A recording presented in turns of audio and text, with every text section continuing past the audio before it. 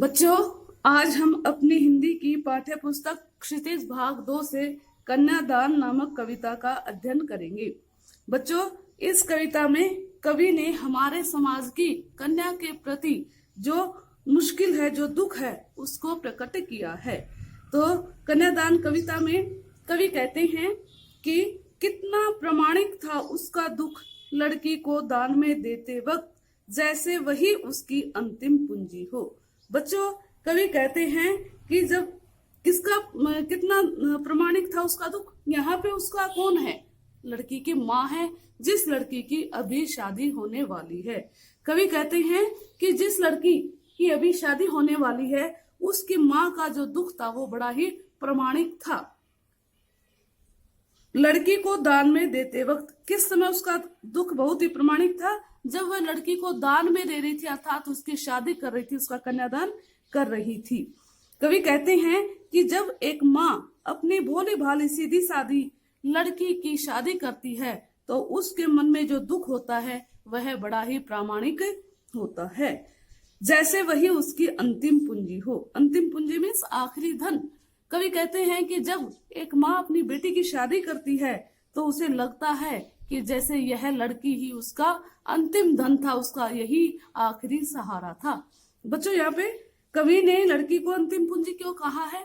क्योंकि माँ अपने सारे सुख दुख, अपनी सारी अच्छी बुरी बातें लड़की के साथ साझा करती थी, लड़की के साथ ही बांटती थी। इसलिए लड़की के चले जाने के बाद वो सोचती है कि तेरे पास तो कुछ भी नहीं बचेगा, इसलिए वह अपनी बेटी को अंतिम पूंजी समझती है। और माँ का दुख प्रमाणित कैसे था? माँ जब नई नई शादी करके ससुराल में आई थी तो उसके भी बहुत सारे सपने थे। ससुराल में क्या मिलेगा, ये मिलेगा, बहुत सी खुशियां मिलेगी, लेकिन शादी के बाद मिलने वाले दुखों के कारण माँ बड़ी दुखी हो जाती है और वह अपने आप को उन बातों का प्रमाण समझने लगती है। अभी देखिए बेटा आगे, लड़की अभी सयानी नहीं थी, अभी इतनी भोली सरल थी कि उसे सुख का आभास तो था, लेकिन दुख बाचना नहीं आता था। पाठिका थी वह धुंधले प्रकाश की, कुछ तुकों और कुछ लयबद्ध पंक्तियों की। बच्चों, कवि कहते हैं कि जिस लड़की की शादी होनी थी वह अभी ज्यादा सयानी में समझदार, वह अभी ज्यादा समझदार नहीं हुई थी, अभी इतनी भोली सरल थी, वह अभी बहुत ही सीधी सादी और सरल स्वभाव वाली थी कि उसे सुख का आभास होना मीन्स पता लगना, ज्ञान होना। लेकिन उसे, कवि कहता है कि उसे सुख का आभास तो था। कौन से सुख का? शादी के बाद मिलने वाले सुखों का।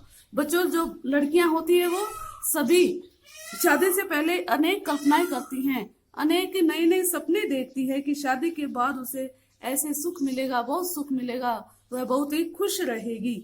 लेकिन दुख बांचना नहीं आता था। बांचना मीन्स समझना, यहाँ पे वैसे बांचना मीन्स पढ़ना होता है, लेकिन कहते हैं कवि कि लड़की को शादी के बाद मिलने वाले दुखों के बारे में बिल्कुल भी ज्ञान नहीं था।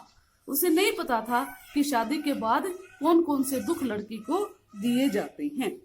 पाठिका थी वह धुंधले प्रकाश की, कुछ तुकों और लयबद्ध पंक्तियों की। कवि कहते हैं कि जिस प्रकार पाठिका मीन्स पढ़ने वाली, धुंधले प्रकाश की मीन्स हल्के हल्के प्रकाश में जो पढ़ने वाला होता है, तो कवि कहते हैं कि पाठिका थी वह धुंधले प्रकाश की। जिस प्रकार से एक विद्यार्थी, एक नया नया पढ़ने वाला जब पढ़ता है तो उसे कविता के कुछ तुकों और लयबद्ध पंक्तियों का, कुछ तुक मीन्स लय, और लय से बंधी हुई जो पंक्तियां हैं उनका ही ज्ञान होता है, अर्थात उसे कविता की जो मार्मिक पक्ष है उसका पता नहीं होता है, उसे कविता के जो कला पक्ष है उसका ज्ञान नहीं होता है, उसकी तुक और लय का ही थोड़ा बहुत ज्ञान होता है। इसी प्रकार से जो लड़की है उसको भी शादी के बाद मिलने वाले सुखों का तो ज्ञान है, लेकिन दुखों का बिल्कुल भी नहीं पता है, क्योंकि वो बड़ी सीधी सादी और भोली भाली है, लड़की कम उम्र की भी है। आगे पढ़ते हैं बच्चों। माँ ने कहा पानी में झांक कर अपने चेहरे पर मत रीझना। बच्चों, यहाँ माँ अपनी बेटी को समझाते हुए कहती हैं कि पानी में झांक कर अपने चेहरे पर मत रीझना। बच्चों, आप देखते हैं, सुनते हैं, पढ़ते हैं कि आए दिन लड़कियों के पानी में कूद कर मर जाने की जो खबरें हैं वो सुनाई देती रहती है, वो हम पढ़ते रहते हैं। तो माँ अपनी बेटी को सावधान करते हुए कहती है कि पानी में अपनी सुंदरता को देखकर ज्यादा प्रसन्न मत होना। रीझना मत प्रसन्न होना, ज्यादा प्रसन्न मत होना, ज्यादा खुश मत होना। कहने का तात्पर्य है कि जो तेरे मन में सुंदर सुंदर कल्पनाएं हैं ससुराल के प्रति, उनमें ज्यादा प्रसन्न मत हो जाना, क्योंकि वो तुम्हारे मृत्यु का कारण भी बन सकते हैं। आग रोटियां सेकने के लिए है, जलने के लिए नहीं। जो लड़की की माँ है वो अपनी बेटी को सचेत करते हुए आगे कहती है कि जो आग होती है, आंच होती है, उसका प्रयोग हम खाना पकाने के लिए करते हैं, वह आग जलने के लिए नहीं होती।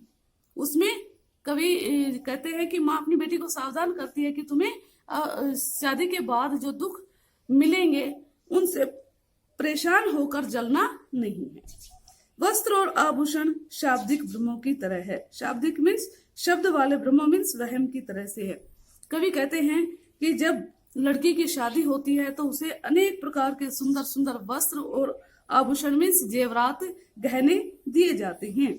लड़की समझती है कि ससुराल पक्ष बड़ा ही उसके प्रति प्रेम भाव रखता है, बड़ा ही उसको चाहता है, इसलिए वो इतने ज्यादा उसको उपहार देता है। लेकिन ये उपहार तो उसके लिए शाब्दिक भ्रमों की तरह से हो जाते हैं। जैसे कवि कई बार अपनी कविता में शब्दों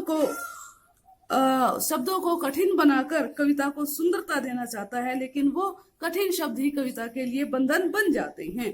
तो कहता है कवि कि वस्त्र और आभूषण जो है उनको देखकर ज्यादा प्रसन्न नहीं होना चाहिए, उनमें देख फंस कर लड़की को उलझ कर रह जाना नहीं चाहिए, क्योंकि ये वस्त्र और आभूषण तो औरत के जीवन में बंधन का काम करते हैं। कहने का तात्पर्य है बच्चों कि लड़की को जो उपहार मिलते हैं, सुंदर सुंदर वस्त्र और जेवर आदि, उन्हें प्राप्त करके वो बड़ी प्रसन्न हो जाती है और ससुराल वालों के प्रति उसके मन में ममता का भाव आ जाता है।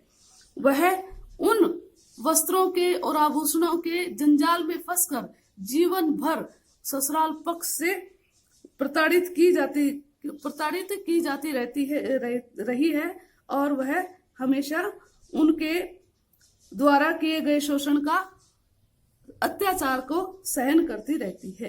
तो लड़की, आगे कवि ने कहा है, माँ ने कहा लड़की होना पर लड़की दिखाई मत देना। माँ अपनी बेटी को आगे समझाते हुए कहती है कि तुम्हें लड़की होना मीन्स लड़की वाले सारे गुण तुम में होने चाहिए। बच्चों, लड़की में कौन से गुण होते हैं? ममता, प्रेम, सहानुभूति, कोमलता, भावुकता। कवि कहते हैं ममता, अपनापन, ये सब कुछ होता है लड़कियों में विशेषकर।